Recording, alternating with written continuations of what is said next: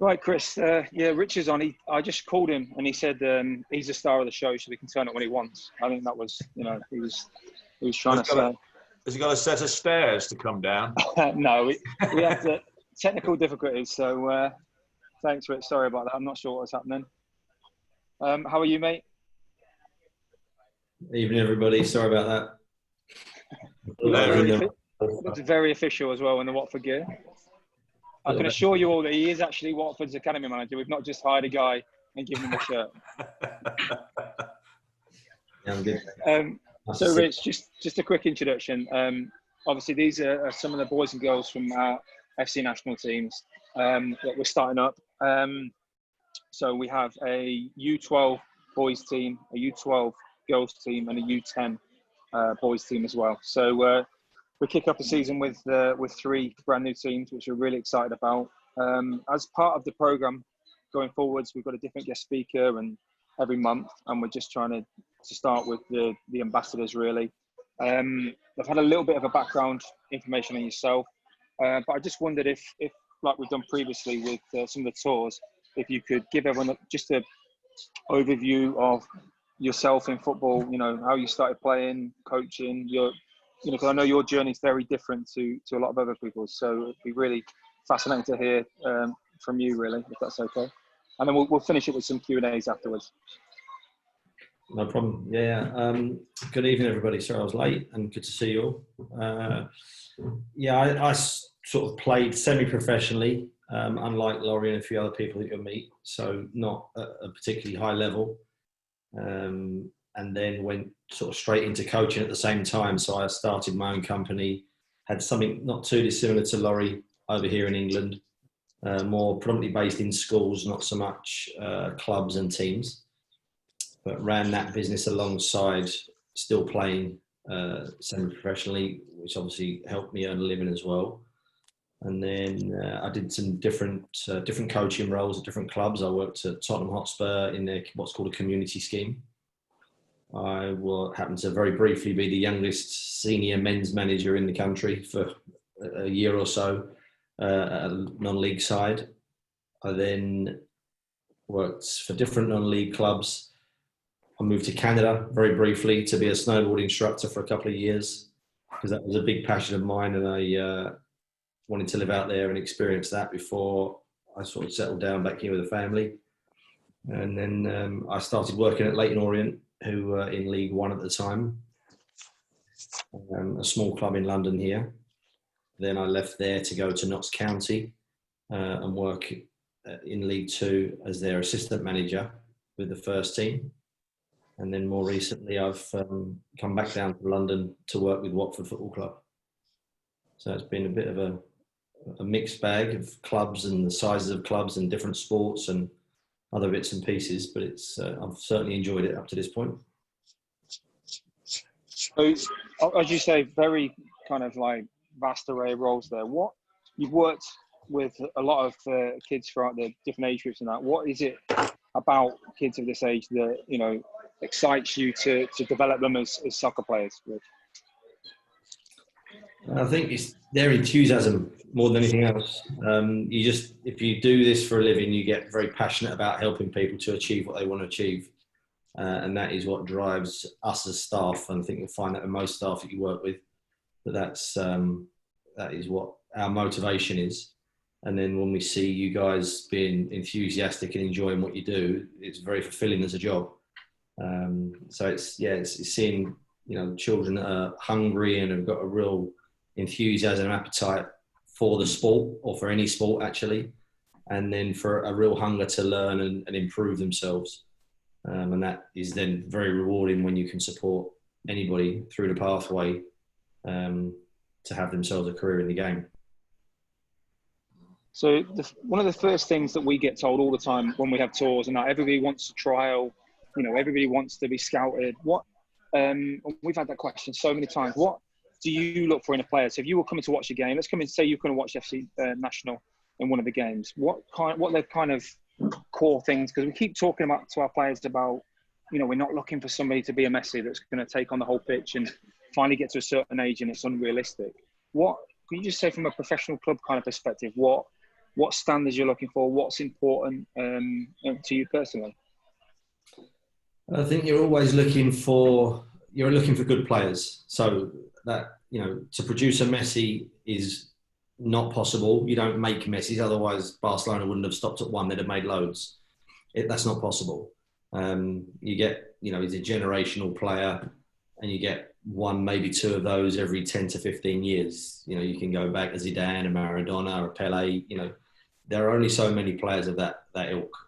The reality is the majority of players are not that level, but they're all obviously, the top players are very, very good players, although they're not Messi. So it's not possible to make one of those, I don't believe. I think you can try and give everybody the tools to become as good as they can be, and then a Messi flourishes into what he becomes. So that what I would be looking for, what we're certainly looking for as a club, is, again, firstly, motivation and hunger and appetite, which will probably see you somewhat flying around the pitch just because you're enjoying being out there so much. Then I think it's very much, for me, about technical ability and tactical understanding, which is, you don't have to have all of it when we first see you, but I like to see that players demonstrate a certain understanding, that they've got more of an awareness than just themselves and the ball.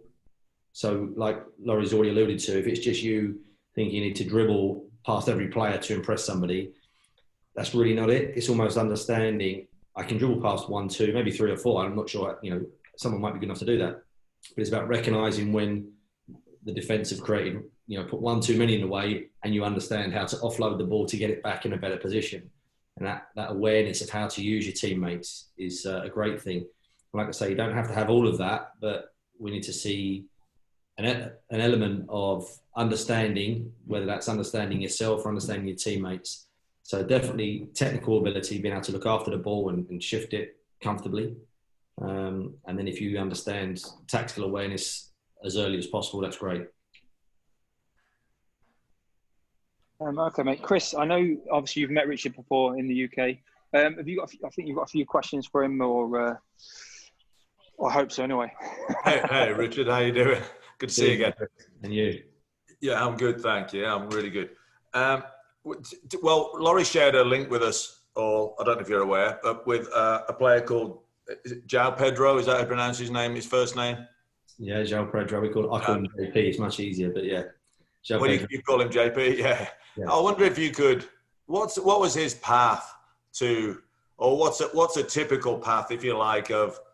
I'm not sure how old he was when you first saw him and where he came from, but I just wonder if you can explain to us. Yeah, sure. His path. Yeah, we've got. I wouldn't say unique, but it's an interesting scouting model and recruitment model at Watford, which is actually quite new to me. It's the first club I've worked at of this size and stature. I know I mentioned Tottenham earlier, but that was in the community scheme. And that's a totally different situation, and that was 20 to 25 years ago. So it's very different. But the particular model at Watford is that, and this is the Pozzo family have had great success at trying to buy youngsters from around Europe at sort of 17, 18, 19 years old, and then selling them for a considerable profit within sort of 4 to 5 years. So Richarlison is probably the biggest success story they've had, but they've had a number of those, albeit not quite as big. Igalo goes to, I think, China for something like 20 million, have been bought for 4 or something. So they've got a history of this model with their other clubs, Granada in Spain, then Udinese in Italy in Serie A. So when I arrived at the club, that model was somewhat new to me because I'm used to trying to develop players from a very young age. And seeing them right through the pathway. Leyton Orient is a much smaller club, doesn't have recruitment outside of about 40 miles from the club itself. And now I'm walked into a club that, we took Panoranda, who was the standout player at the Under-20s World Cup a couple of years ago. We got João Pedro, booked on Quinn, the Portuguese boy from West Ham.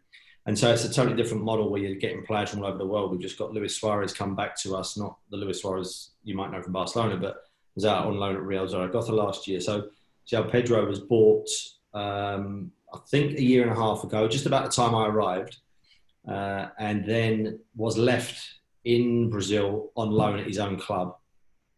But we have, quite a big number of players in that situation that people in the club don't even know we have, which is, it's an interesting model and one that takes us a bit of time to get your head around. So it's like sort of us signing one of the kids from, FC National, but leaving them at FC National for a season or two before bringing them over because we think they're ready.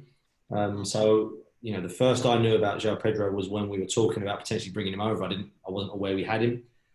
Although I'm the academy manager and it sounds like it might fit into our system, they're not bringing kids over that are so young they're going to be involved with me necessarily. There might be one or two because they're at the top end and they might join our 23s momentarily to get match fit, to acclimatise for different reasons. They might not fit right into the team and they might come back and play some match minutes with us. But in terms of his pathway, I think he was just in Brazil the entire time. And then we bought him because he was doing really well for his club. And then he comes over probably a year, maybe a year and a half into us actually, him being assigned a player to us, but he's left on loan there. So I think a very traditional, from what I can gather, a very traditional Brazilian background, a lot of street football, not heavily organised, I think in the favelas as we, as adults we know, I'm not sure the kids would know, but yeah, lots of street football tricks and, 1v1 and 2v2 stuff with friends out in the park, which is what you do then see on the pitch. He's very unpredictable, lots of ability, lots of flair, and almost you don't know where he's going to go next. The defender can't know where he's going to go next because JP doesn't know where he's going to go next. It's just off the cuff, and he's got that bit of creativity that can really unlock people. I think he's going to do very well in this country. I think he's going to do very well in the Championship. I really do. He's one of the standouts of our young players, and it doesn't surprise me that the club have moved the way they have. And again, I think he'll be one that is successful in our model. So, I don't know how long we'll be able to keep holding him for. I think he'll be that good that people will be snapping him up, really. Not too dissimilar to Ismail Assar, who's now suddenly on everybody's radar after only one season in our club, Yeah. And I've got to say, your Portuguese is absolutely spot on in the video, Rick. Yeah, I think I learned 3 words, but it was enough. He knew what he was doing. He scored. I'll take that. You talk about cultural differences and that, so that just leads us to an obvious question. What you've coached in America, obviously you've been there a lot. You've coached and played in Australia, and now working in the UK. So what for you? What's the biggest kind of cultural differences that you notice to America? To America, I think that's a good question. From my time coaching in America, I mean, for all the kids, I was raised by my dad on North American sport. So, big football fan, Oakland Raiders, although you might not think that being a big football club. So, big Raiders fan, San Antonio Spurs fan through the days of David Robinson and, then Tony Parker and everybody else under, Coach Popovich. Big baseball fan. So, I sort of look at those sports and see what's the cultural difference in those sports in your country to soccer in your country, which is obviously attempted to take off more than once. And now I think it's really, this is a totally different time. It's absolutely taken off and it's only going to continue to grow over there in the States. And the cultural differences that I noticed were that lots of the kids that I worked with in a couple of spells while I was there had lots of individual technical ability, could do lots of tricks, would like to hold on to the ball probably a bit too long, if I'm honest, and didn't necessarily have that appreciation that I was talking about earlier of the tactical awareness of how to utilise somebody else. And it surprised me slightly because obviously basketball is all about how you interlink with others, right? Unless you've got Michael Jordan or you've got LeBron James now or Steph Curry who can shoot from the halfway line. You've got, generally, it's how do you interlink, how do you work with 2 or 3, how do you move the ball around the key or around the arc and get your shot away. The other sports, obviously baseball slightly more isolated, American football very much set pieces. So it's a predetermined, we know we're going to get these 3 routes from our receivers or slot receivers. Tight end's going to pin out and do what he does. but I've got a tailback behind me who's going to punch the ball up the middle. It's all predetermined, where football is not like that. It's much more fluid, obviously. And the cultural difference I really noticed was that the kids somewhat struggled to understand where and when to use their teammates. And that was the biggest difference for me, because the ability was, very, very impressive individually. And it was just that understanding of when to use a teammate and not really understanding the game of chess, which is sort of how I talk about soccer. It's really vital that you understand the game of chess. So as an example, it's an invasion game and we're trying to dominate the other team's area in order to score a goal. It's as simple as, where are their defensive lines? If their defensive line are really high, like the three safeties are up, we are going to go to the end zone straight away. We're going to put a ball in behind and we're going to, put our centre forward in on goal, and it'll be one-on-one with the goalkeeper. If their defence play what we call in this country, it's become fashionable, I think, is a low block, and they want to sit and defend the penalty area, we're going to have to take more care and be more probing and be a bit more like basketball. The penalty area will be a bit more crowded, like the key, and we have to pick and choose the right moments to really sort of try and punctuate that defence to get our shot away.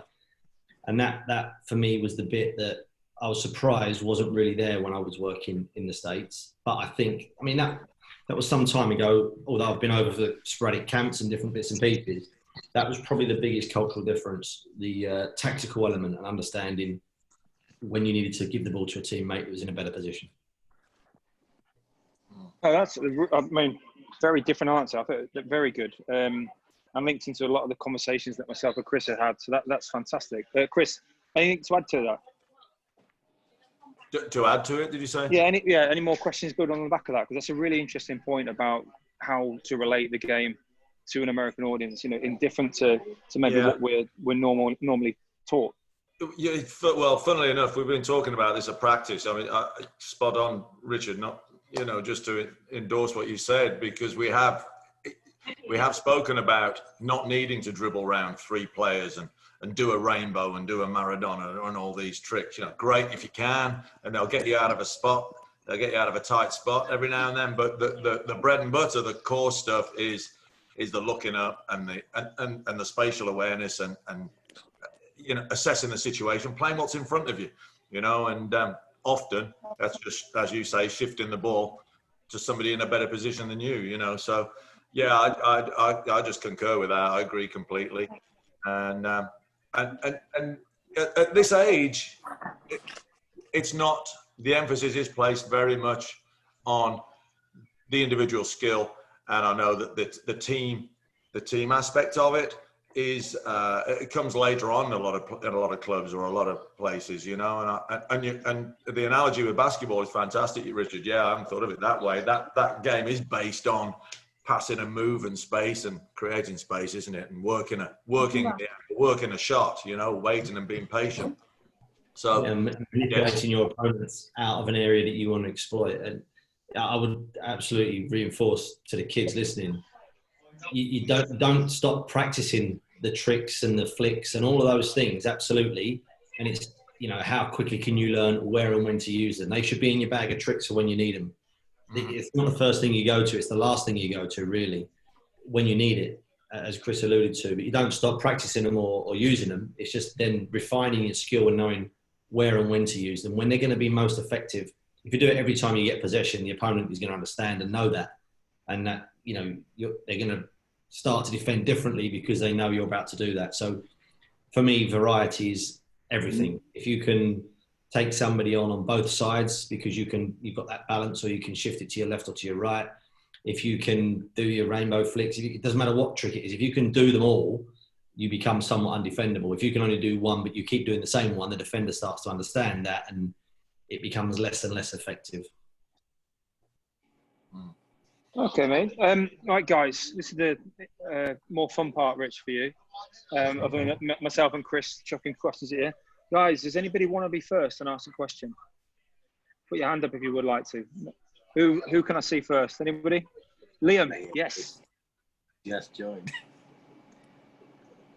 What's your favorite part about soccer? Sorry, Liam, I didn't hear that. Good evening. Can you repeat that? What's your favorite part about soccer? Oh, good question. My favourite part. He's a professional player, right? I enjoyed playing. I absolutely love coaching. In terms of in the game itself, it's seeing teams.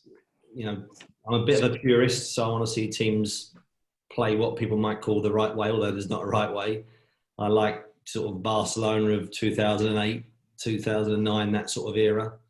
I like Manchester City now. I enjoy watching any team play that plays the game like that, do it well. But having worked at first team level at a much lower level, I've also got a newfound appreciation for playing different ways and perfecting different styles. So I like the variety within the game, and I like the fact that it's a real challenge to try and perfect different styles and be really good at all of them. So being direct and hitting centre forward really early, as well as playing out from your goalkeeper all the way through the thirds. I think if you can master all of those, then you must be pretty unbelievable. So that challenge constantly of trying to help teams to be able to achieve that is, I don't think that's you're never gonna finish on that job. So I should always be working towards that, I think, I'd imagine. I don't think I'll ever tick that box. What about question? Coach? Sorry, again, Liam. What about Coach Chris? What's his favorite part about soccer? Oh, my favourite part? Well, it changes in different stages of my life. So it was playing when I was playing. And when I used to score hundreds of goals, it was fantastic. No, I didn't used to score many goals. I enjoyed it if I scored a goal, because all those flicks and tricks, and that's what I want to say to you guys. I know this is Richard's time and not me, and you see me all the time, so I won't bore you. But my favourite part was trying to score a goal, because I didn't score many, and I was good at different things, So you're not too old to score your first one, mate. Don't worry. Still waiting. Yeah, funny. None of my goals are on video, and so I can just say I scored lots and lots of goals. But now it's coaching and seeing you guys, Liam, improve, and that's my favourite part of soccer right now. Good question, Liam. Who would like to go next, guys? Anyone else? Let's see who I can see. I can see Dominic. Go on, buddy. Hey, I'll ask it for. Two questions, kind of. For your academy, not the first team at Watford, how many different teams are there? Is it age range or ABC? And secondly, regardless of what league your first team is in, do the academy stay within that league, or do they play anybody in the area or that kind of thing? Evening, yeah, thanks for the question. We have one team per age group, which is 9s to under 23s, U23s, I think you guys would call it, below the first team. In some age groups, there isn't a hard and fast rule about how many players you can have signed. There is a maximum of 17s and 18s. You can only have, we call them scholars. You can only have 30 scholars each year. And the makeup can change. So you might have 20 first years or under 17s, and you might have 10 second years. The mix can be any way you want it, but the maximum number is 30. In any other age group, there isn't a maximum, although my personal philosophy is that less is more. I would rather have less kids, give them all of our time, care, and attention. And as a result, I believe they'll achieve more, rather than throwing the net far and wide and just hoping that somebody jumps out of that net. I don't like that model. I don't like that philosophy. I don't think it is right for the kids, but that's just my personal opinion. I know clubs that do that and have great success doing it. But they will talk about success being the ones that jumped out. They won't necessarily consider how did that impact the majority that didn't jump out the net, and what was their pathway like, which I don't like. We're in this to help the kids become footballers, but first and foremost, we are aware that such a small minority get through that we need to take more care of the children in every way, and help them, help their parents and help their school to make them, function well in society when they're old enough and be successful no matter what field they move into. So I prefer less is more. So since I've come in, I've introduced, my goal is to have one less player than is necessary to play a game, which I appreciate sounds ridiculous. So if we're going to play 11 aside, I only really want 10 players in that group because I want all 10 to play every minute, every week. And by having that one space, it allows the 10 to play every week without fail. And it also allows us to bring in trialists to play somebody maybe from the age group a year younger, to give them some exposure or a different type of experience. It allows us to play somebody from the age group a year older, down 1 year for a week or, for certain games.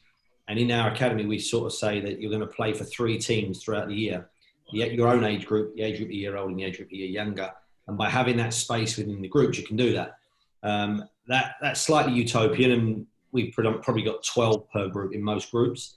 And it is different in elite football or in the country and in academy football, where I think very much less is more.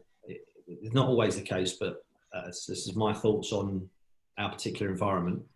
And in relation to your who do we play against scenario, the clubs in this country in the professional game are categorised. So there are 4 categories. We're in category 2. And the category designation is predominantly based on your facilities and the investment that your club are prepared to make in your academy. And it's more to do with actually the investment that the Premier League and the EFL League are going to give you back. So if we invest £1 million, the Premier League will invest back £1 million. So now we've got a £2 million budget straight out the gate. We can invest more than that, but if we invest $1 million or more, the Premier League will invest $1 million. That's at Cat 1. We're Cat 2. The numbers are slightly lower. The facility stipulations are slightly less, and it just keeps working its way down. So Cat 3 will be even less again. And Cat 4 means you've actually only got an under-18s team. You haven't got anything below that. So we then play in the Cat 2 games program. So all the Cat 2s over the country are then split geographically and play against, predominantly you're in the north or the south of the country. You play against all the teams up for us in the south, and then you might go into a playoff phase. We play once the teams in the north. We get a sort of potluck. You play some home, some away, and you only play them once. All the teams in your region you play twice, and then you go into a playoffs. But there is no promotion, demotion. A bit like over there, actually. There's no promotion, demotion. You're in the Cat 2 games program, and that's it. If you move category, you move into that games program. So what you might be aware of Premier League 2, that's for the Cat 1 teams in this country. So they play geographically as their first teams do right out the gate. I think that's answered your question. I know I've gone a bit quick there. You want me to clarify? That's all right. We've got a question from Jake and one from his parents as well. The one from Jake is, what do you do when players are out of position? And I think maybe this is an area where I know how, you are as a coach. There's nothing that is left to chance. So I'm sure that you work on overloading and things like that. Maybe it's not something that the players aren't particularly aware of at the minute. And the second question from parents is, if I can find it, how do you deal with growth spurts? Which is obviously a really important question for players of this younger age. Sure. Can you just clarify the first question? How do we deal with somebody who's what? As a coach, how do you deal with players that are out of position, and as a team, and what's your role in that, and what are you looking for? In terms of in a moment in the game? So let's say, in a moment, I believe that the question is meant for a moment in the game, yeah. Yeah, sure. In that scenario, we do lots of work around roles and responsibilities within the team. So if we should be fluid in our understanding and our appreciation to move positions. Certainly in the younger ages where you guys all are, we wouldn't pigeonhole anyone into position. So we were not saying, you have to be a defender, you have to be this, you have to be that. I've got under 23s at the moment, and we're not sure what their best position is, and nor are they. And I've got one boy, actually, Harry Forster, who we are just moving from playing as a wide player to playing as centre forward, which is a ridiculously late change, but I've come in and think he's got all the attributes to be like a Jamie Vardy. And he's already developed all the attributes to be a wide player. So we're now trying to give him a bit more opportunity to have another string to his bow. But when any player is out of position in the moment in the game, we expect players to be able to roll in and fill that void and understand how to do it, which is why we don't pigeonhole them at a younger age like you guys. So we make the players play everywhere, including the goalkeepers have to come out and pitch and play one period each week on the pitch as a centre forward. We start as centre forward for different reasons, but that is also well thought through as to why to be centre forward. And we hope through the education, through the programme, through the younger years, when a player, let's say the fullback goes on an overlapping run, we would expect central midfielders to understand that is a potential danger spot for us in a few seconds if this goes wrong. And my biggest thing is, the biggest thing is possession. The next biggest thing is security behind the ball. So as we're attacking, there are people that are progressing up the pitch and supporting us from behind, supporting the ball carrier from behind him or her, but also aware that there's going to be the problem if there's a turnover. So the fullback's gone on the overlapping run, we've turned the ball over, it might be the central midfielder that drops in to fill that space. It's a really easy example. But I'm expecting all of the players to understand where the danger is quickly, fill in the spot if necessary at short notice, and be able to play that position for 30 to 60 seconds maybe, possibly even 2 minutes depending on the state of the game, before they recover back and take up their normal position, because at the younger ages they've had that complete training of playing everywhere on the pitch. With regards to I hope that answers your question, Jake, and if not then just shout up. But with regards to growth spurts, we expect them and accept them, really. There's not a lot more to do. It takes some experience and some knowledge, which probably should be more widely not adopted, but more widely appreciated in the game. But it does take some experience. It takes some time. I was only watching a game yesterday at Vicarage Road. Our first team played Scunthorpe, and Scunthorpe had a centre-back playing that when I was at Leyton Orient, we let that player go. A couple of us were undecided because we had 2 or 3 other centre-backs at the time that were probably just slightly ahead, and we felt they were going to go on and do well. And it's not. And there was somebody else in the building who was adamant that we should let this player go. And it was a bone of contention because we felt that this player was good enough to stay. So there was a debate, but ultimately the head of the club at the time said, no, they're going to go. Not a problem. Yesterday, probably 6 years later, this boy looks a bit like Tyrone Mings, if anyone knows him from Aston Villa. Very tall, very strong, very quick, technically very tidy. And as an athlete, or just as just to walk across the pitch, a completely different physique, a completely different posture, really interestingly, because as a 16-year-old when we were making that decision, very slouched, very skinny, and very ungainly because he was trying to get used to his own limbs. And now you see him and just go, wow, what an athlete. And it was almost nice to see that and have that reaffirmed yesterday, because I'm having that conversation a lot. When you've got, that takes experience and time, and you need to know that you're going to get players in that sort of shape. They're going to go through maturation at different times, and you have to be ready to accept that. For me, as an educator, as a developer, you have to be aware that that's going to happen. Their balance and coordination is going to drop off quite drastically at times, not always, but for some it will be really drastic. Doesn't mean they've forgotten all the stuff that you thought they knew. Doesn't mean they're going to lose all of the technique and touch and coordination. It's only momentary. Generally, they'll get that back. It will come full circle. So it's about being patient with players at that time and kids at that time, and trying to educate them, because they will. There's a big chance they panic psychologically. It can be very difficult for the kids in that scenario, because they're suddenly going, well, I've forgotten how to play football. And it's not that at all. It's just that they've got to get used to that growth spurt that you're alluding to. So it's just, being aware of it and accepting it, really, as the staff or the parents or the adults in the scenario, whichever role you're playing. It doesn't matter which. You just got to be supportive of the kids at that point. And accept that that's going to happen, and it's a good thing. The fact you're growing probably puts you closer to being the athlete you need to be. Thanks, Rich. We've got probably the most important question now. This is from Tom. says, Mr. Thomas, is Messi going to City? My dad wants to know. Last night when I spoke to Messi, he wouldn't clarify for me. I did say that Watford have got a lovely canteen. We've got Italian owners. We've got nice espressos and stuff like that. He gets to play with JP if he wants to come over. But I have no idea, I'm afraid. Part of me really hopes he does, so that he works with Pep Guardiola again. And I reckon would make City even better. And just, like I said earlier, a team that I really like to watch because of how they do things, the way they play. So he would only make the Premier League better. Yeah, I would like to see him play live again, definitely. Well, I don't Most know. definitely. Alistair, I believe you have a question, buddy.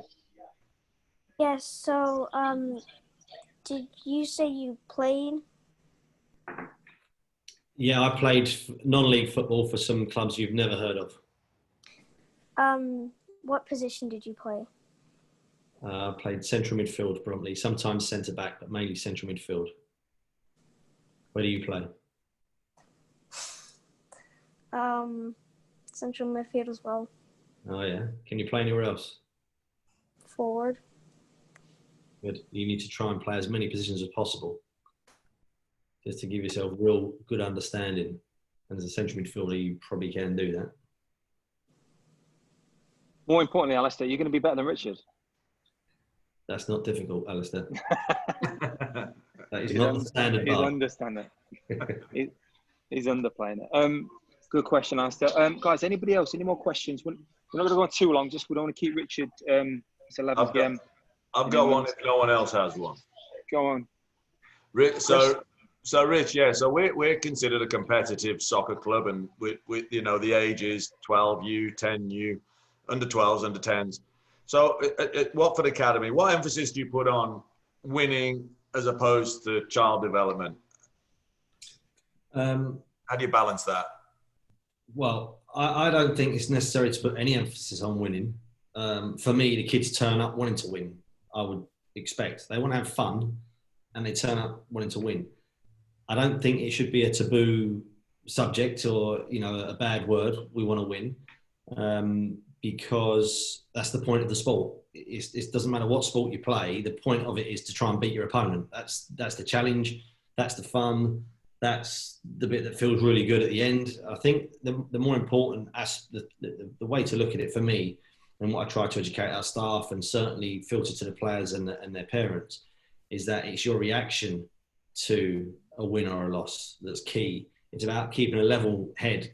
Winning is a good thing. It does feel good. So why shouldn't we want to try and win? If we place loads of emphasis on winning, we do then sacrifice. It might get put ahead of development. Nothing can get put ahead of development. So I never talk about it really. It's just a given that we want to win. You don't go and have a game of tennis to try and put the ball in the net. You try and put it over the net once more than your opponent in every rally. That's it. It doesn't matter what sport you play. The point is to try and beat your opponent. Otherwise, what we're turning up for? And that is the fun. The fun is that challenge, and the fun is being successful. And it's disappointing if we're not. So we come back next week and have another go. It shouldn't be this emotional roller coaster, winning and losing. I think that's where the problem comes when people want to place any emphasis on winning. It becomes so important that we're really high if we've won and we're really low if we've lost. And it shouldn't be either of those things. It's just be fantastic, really enjoyed it, see you next week. If I got beat, I really enjoyed the challenge, and we've got to beat that team next time and do our best to improve, change, understand what they did better. And there's a new, well, not new, but the strap line, you win or you learn. I like that. It's not you win or you lose. You win or you learn. It's just the easy, simple thing. But I wouldn't put anything in front of development ever. Even now with the 23s, I'm more adamant about them improving individually to get themselves into the first team or have a career than I am about the score.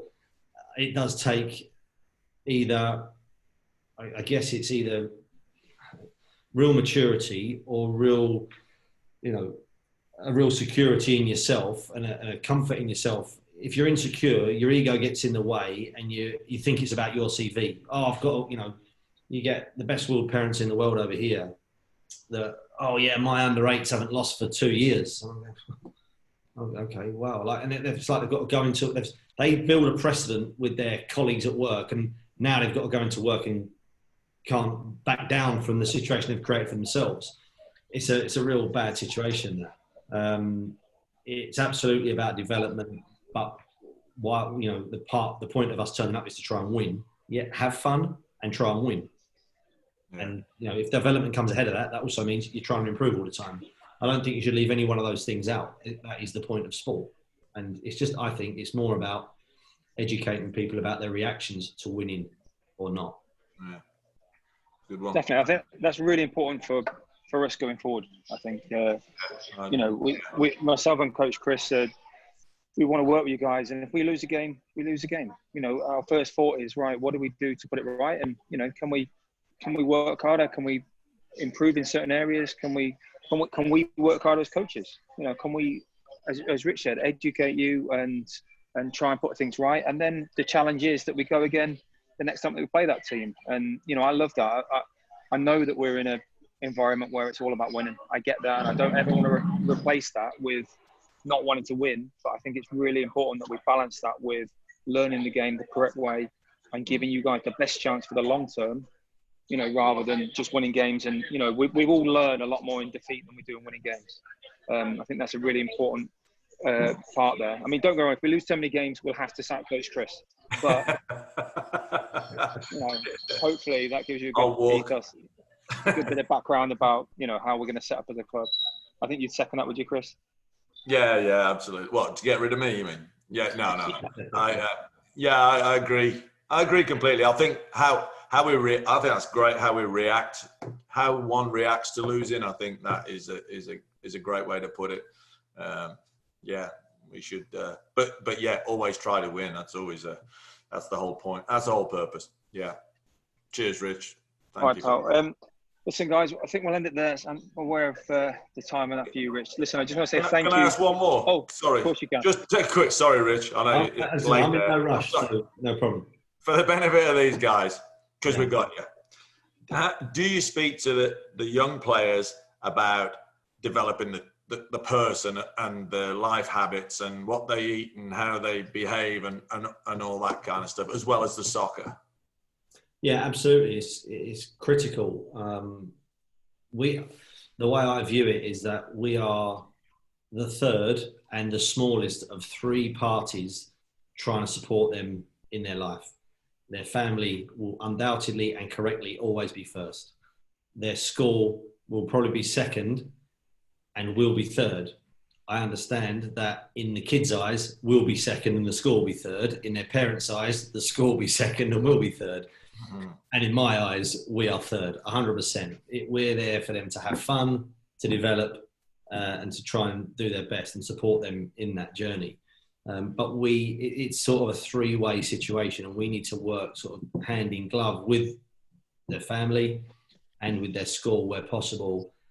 And the more that the kids know that we're all interlinked, the more we think it will help them, in the sense that they can't just turn up to soccer and behave how they want, because that's not going to go down too well. Their parents in their school will be aware of it. If they're not doing particularly well at school, we're in dialogue with those, because we want to know, we want to support where they're doing really well, and we want to support if something's going wrong for them and help them correct that situation. It's not only to catch them doing stuff wrong, it's just so that we can, reinforce positively, because I think I'm a huge fan of that. I think it's absolutely vital. Positive reinforcement is the best form of teaching, if I'm honest. It's a bit of everything, and we need to work to make that bond strong. But everybody knows what part they play in that, so we can't have the parents coming in and going, "Oh, you should be doing this, this, and this." If it's their field of expertise, absolutely feel free to chip in.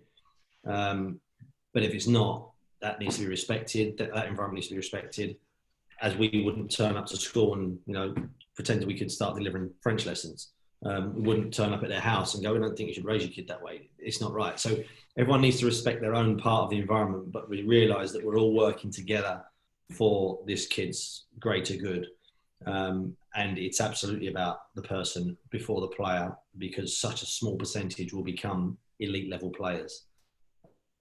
So through that, in that we do a huge life skills program right up to 23s.